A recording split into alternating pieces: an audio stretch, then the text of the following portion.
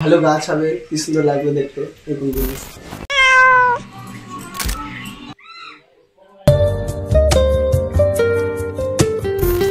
তো আজকে আমি ছিলাম অনেকটা বেশি খুশি, কারণ আমার রুমটাকে সুন্দর দেখানোর জন্য ছবি আঁকাবো, তাও আবার আমার বাঁদরমুখো বন্ধুকে দিয়ে। আর এই যে আমার বাঁদরমুখো বন্ধুটা আমাদের বাড়ি এই প্রথমবার এলো, তাই আবার আমাদের বাস স্ট্যান্ড থেকে ওকে আনতে যেতে হয়েছে। আর ও যে এত সুন্দর ছবি আঁকতে পারে আমি তো কোনোদিনই জানতামই না। ওর নিজের রুমেই একদিন ও একটা ছবি এঁকেছিল, সেই ছবিটা কেমন হয়েছে দেখার জন্য আমাকে ভিডিও কল করেছিল। আর সেটা দেখেই আমি বলেছিলাম যে তোর যেদিনের সময় হবে একদিন আমার বাড়িতে এসে আমার রুমে তো একটা এত সুন্দর ছবি এঁকে দিয়ে যা। আর ওকে আমি বলেছিলাম আমার রুমে দুটো দেয়াল খুব খালি খালি লাগছে, আমি কিন্তু আমার দুটো দেওয়ালে কিন্তু ছবি আঁকাবো। আর আমি ওকে বলেছিলাম তুই যখন আসবি হাতে কিন্তু অনেকটা সময় নিয়ে আসবি, কারণ দেয়ালগুলো ছিল অনেকটা বড়, তাই ওই দেয়ালগুলোতে ছবি আঁকতে গেলে অনেকটাই সময় লাগবে। আর ওকে আমি বলেছিলাম যখন আসবি হাতে অনেকটা সময় নিয়ে আসবি। তাও এইদিকে দেখো এসে থেকে তাড়াহুড়ো করেই যাচ্ছে, কারণ এখান থেকে নাকি ওর আরো এক জায়গায় যাওয়ার আছে।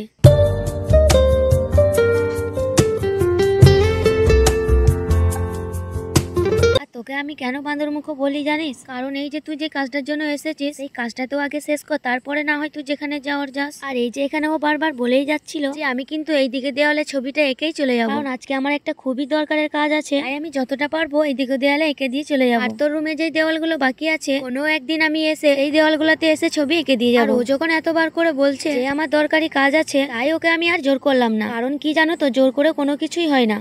হ্যাঁ, জোর করলে হয়তো ছবিটা এঁকে দিত, কিন্তু মন দিয়ে করতো না। আর কোনো জিনিস মন দিয়ে না করলে সেই জিনিসটা কিন্তু একদমই ভালো হয় না।